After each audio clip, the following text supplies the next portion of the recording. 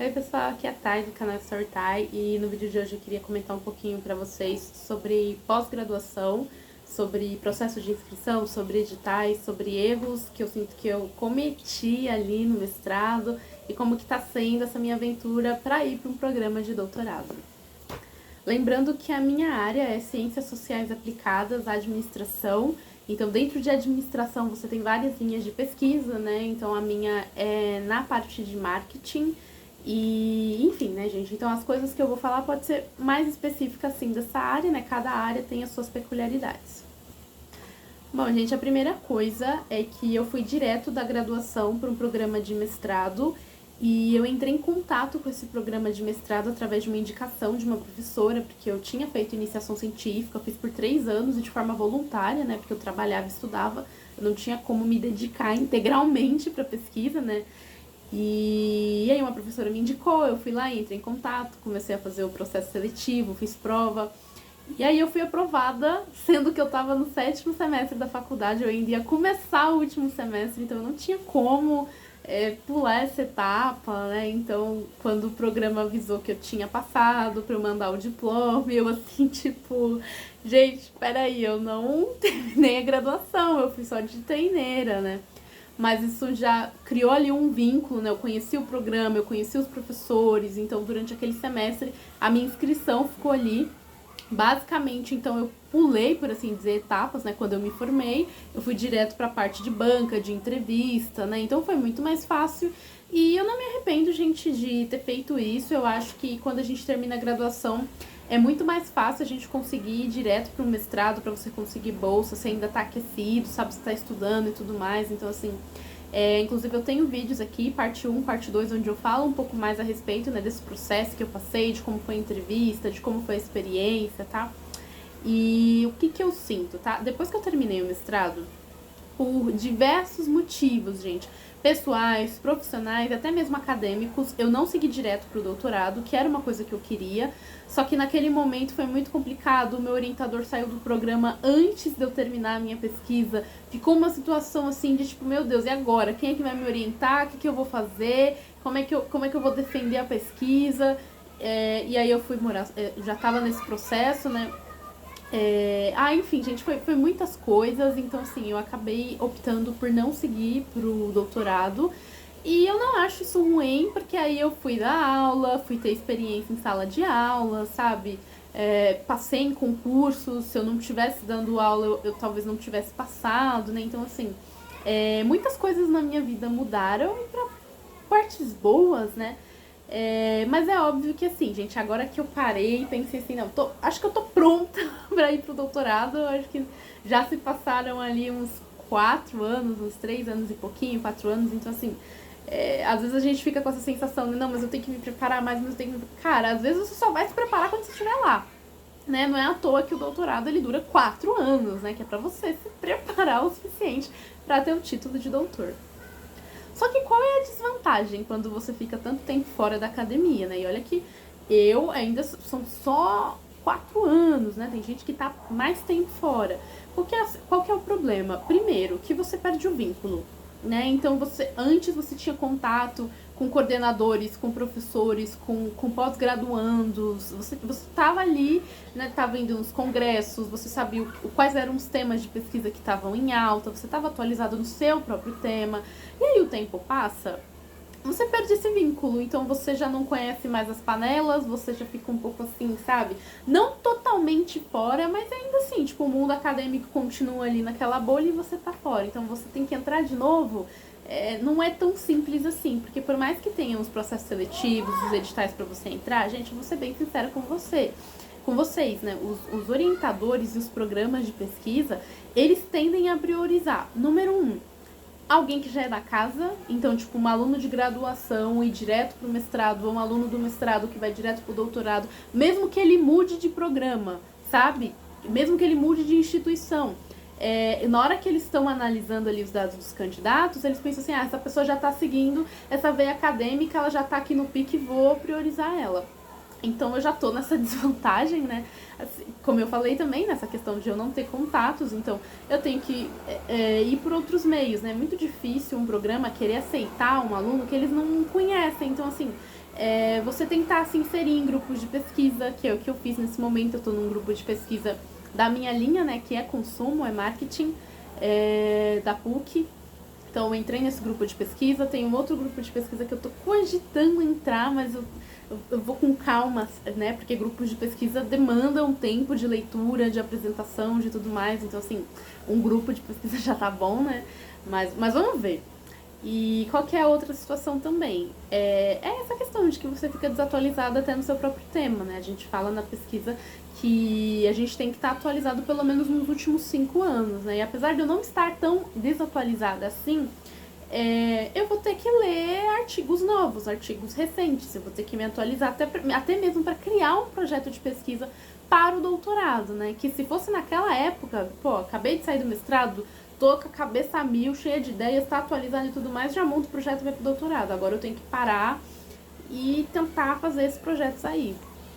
E uma outra coisa, assim, que eu acho um erro que eu cometi, mas por diversos motivos, não acho que foi só uma responsabilidade minha, sabe? Que é o fato de que eu não publiquei e não fiz nada com a minha dissertação. E por que isso é um problema, né? Porque quando você entra no mestrado, é óbvio que te dá mais vantagem, como eu falei, você acabou de vir da graduação, você fez a iniciação científica, porque entende-se que você já conhece minimamente uma base de um projeto acadêmico, né, um projeto de pesquisa. Não que isso vá te eliminar se você não tiver feito, tá, gente? Mas tô dizendo que isso te ajuda, isso te facilita. Agora, pro doutorado, gente, em vários editais você vai ler, você vai ver que, assim, se você não tiver publicações, você nem se inscreve, porque é um requisito básico, sabe? Você tem que ter publicado artigo. Então, pro doutorado é mais difícil. E aí eu fico assim, tipo, gente, eu devia ter publicado a minha dissertação e eu não fiz isso. E também porque na época, né, teve toda essa situação, o orientador saiu do programa, ele falou que não estava ainda bom o suficiente pra gente poder publicar num journal internacional, alguma coisa assim, né? Então ia ter que fazer mais experimentos, ia ter que fazer mais tudo, mas, gente, basicamente isso é o doutorado, né? A continuação ali eu não fui fazer, eu tava sem tempo, dando aula de manhã, de tarde, de noite, enfim. Então, não fiz nada e hoje eu paro pra pensar assim, gente, por mais que tivessem as situações ali, alguns problemas na dissertação, gente, o meu tema, eu cheguei a ser premiada, né, num congresso na USP, eu fui eleita como um projeto com o melhor experimento de marketing, então assim, não é que o projeto estava ruim, ele só não estava numa excelência acadêmica, né, que ali naquele momento o orientador entendeu que precisava. E hoje eu penso, gente, se eu tivesse publicado numa B1, era melhor pra minha situação atual. E eu acho que a gente pensar também que, assim, uma coisa é o professor que ele que ele tá ali na posição de orientador, né, ele tem uma reputação, ele tem uma carreira, faz sentido, ele vai querer publicar coisas em artigos bons, mas pra gente que é estudante, cara, a gente precisa dessas publicações, mesmo que seja assim um journal que você diga assim, mas é nacional, mas não tem um qualis tão alto, não sei o que. Gente, mas a gente precisa, porque senão a gente não, na minha situação mesmo, diversos programas já me barram porque eu não tenho essa publicação e eu vou ter que correr atrás. E não é nem que eu não tenha trabalhos, tá, gente? Nos últimos anos eu orientei TCC, me envolvi em pesquisa ali do jeito que dava, mas eu simplesmente não tinha nem tempo, sabe, assim, de parar, de sentar, de pesquisar uma revista, de submeter. Agora que eu tô fazendo isso, né, e óbvio que eu tô com alguns dados desatualizados, provavelmente eu vou ter que refazer algumas pesquisas, né, alguns dados, então eu vou ver como tirar o melhor proveito disso pra publicar. Então, esse é o conselho que eu dou. Gente, se você está no mestrado, publique! Mesmo que seu orientador te diga não, mesmo que, mas não tá perfeito, mas publique. Mesmo que seja, assim, um artiguinho de uma disciplina ali que você fez, gente, publica. Porque eu tive a oportunidade de publicar e não publiquei, porque eu fiquei muito numa neura, assim, tipo, mas não tá bom, mas não tá numa qualidade, assim, e agora, tipo... E até pra editais, assim, de concursos, né, pra você dar aula, alguma coisa assim, o que importa é o qualis. E tem muita gente que vai dizer, não, mas o JCR é o que importa porque é usado internacionalmente. Sim, gente, se eu fosse uma professora concursada num programa de pós, alguma coisa assim, eu que já tô há muito tempo de carreira, eu também pensaria a mesma coisa. Mas pra alguém iniciante, gente, os editais não estão exigindo JCR, eles estão exigindo qualis. Então, tratem de correr atrás e publicar artigos.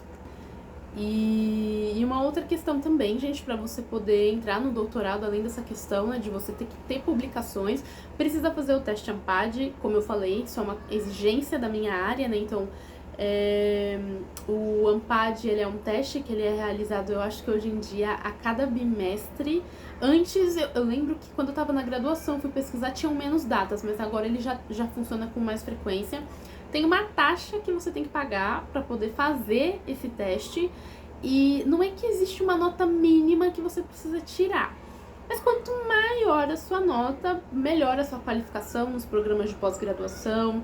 Isso vira critério também para concessão de bolsa, né? Então tem programa que fala, olha, se você não tirar pelo menos tal nota, você não tem chance de ganhar bolsa, né? E como muitos programas são parceiros do teste AMPAD, meio que assim, gente, tem programa que se você não tiver ali o certificado com as suas notas do teste AMPAD, você nem consegue se inscrever, sabe? Já tá no edital, é um requisito básico, você tem que ter feito o teste AMPAD. E o que é esse teste AMPAD, né? Ele é um teste que mede ali os conhecimentos na área de administração, se eu não me engano, ciências contábeis e economia também tá dentro, né? Então ele tem perguntas de português, ele tem perguntas de inglês, ele tem perguntas de raciocínio lógico, questões de perguntas quantitativas, né? Pra medir ali o seu conhecimento, enfim. Então é um testezinho meio chato, gente. Algumas instituições que tem uma nota muito alta na CAPES também começam a exigir o teste GMAT, não sei se tem uma pronúncia, gente, que específica. Ele é um teste internacional, é um teste que é muito usado na área de administração nos Estados Unidos e em alguns outros países, né, enfim. Então tem programas aqui também que utilizam a nota do GMAT. Pelo que eu andei estudando dos editais, não é uma questão assim obrigatória de você ter, mas se você tiver feito esse teste, tiver tirado uma nota boazinha ali, também te dá vantagem na hora de receber bolsa. E agora, gente, eu vou ser mais específica aqui para São Paulo mesmo, tá? Olhando para os programas de administração que tem. Gente, os programas de administração têm notas, assim, da CAPES, né? São notas altas, né? Lembrando que a nota da CAPES vai até 7, e essas notas, elas vão saindo, né? Elas são medidas através... divulgadas pelo Sucupira e medida através do que o programa de pós-graduação está fazendo, né? Como que está sendo as publicações, as produções, se está tendo parceria internacional, enfim. E eu fiz mestrado num programa nota 5, que hoje se mantém nota 5 também. E, gente, nota 5 já é considerado alto, sabe? Já é uma exigência, assim, tipo... o estudo, ele é mais forte, sabe? Eu lembro que, assim, tinha programas de algumas pessoas que eu conhecia, da minha área mesmo, que tinham nota inferior, e eu, assim, tipo, toda semana eu tinha seminário pra apresentar em várias disciplinas diferentes, tá? Não era só um seminário, não. E aí eu sentia que as outras pessoas estavam num programas mais tranquilos, de tipo assim, elas não tinham que ficar fazendo tanto seminário igual eu tinha, não tinha tantas leituras igual eu tinha, não tinha tantas provas, testes, enfim. Então, essa questão da nota do programa, gente, isso influencia. E se eu já quase surtei num programa nota 5, gente, um programa nota 6 e 7 é pra você pedir pra não ter vida social. Só que o que acontece também, né, são justamente esses programas que têm maior nota na CAPES que vai ter mais bolsas, né? E eu penso assim, gente, agora que saiu aquela medida, né, de que se você trabalha na área, você pode exigir, você pode, né, ter interesse, você pode, como é que fala assim? Você pode se inscrever para ter uma bolsa da CAPES. Eu não consigo me ver, gente, fazendo doutorado sem receber bolsa. Por quê? Porque eu me conheço, eu sou uma pessoa que eu sou muito dedicada, eu trabalho para um caramba, no mestrado eu tive bolsa e eu fiz um monte de coisa. Então, assim, se eu for para um doutorado, né, assim, eu não quero ter que arrancar, não quero ter que vender minha alma, gente, porque eu tenho vida, eu quero continuar tendo uma vida. Mas é óbvio que eu tô bem ciente de que eu vou ter que me dedicar a muitas horas de pesquisa, de leitura, tem as aulas, tem monitoria, tem isso e aquilo. Então, assim, eu não me vejo fazendo um doutorado sem essa bolsa. Eu acho que, assim, tipo, se eu começar sem a bolsa é uma coisa, mas, assim, ciente de que eu estou numa lista para receber a bolsa, né?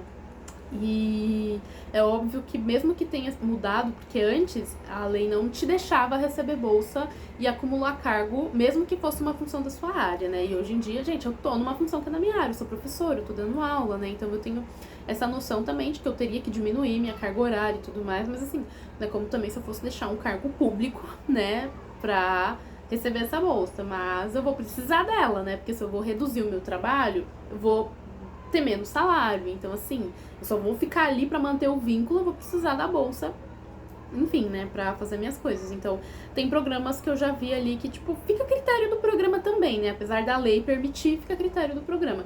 Tem programa que já deixa bem claro que, tipo, olha, não quero que você tenha vínculo com outro lugar se você quer a bolsa, salvo casos excepcionais. Então, tipo, eu espero me enquadrar nesses casos excepcionais, né? Mas pra isso, como eu falei pra vocês, gente, eu tô num momento, assim, de preparação, né? Então, eu tô lendo muitos editais, tô estudando pro teste Ampad, tô estudando...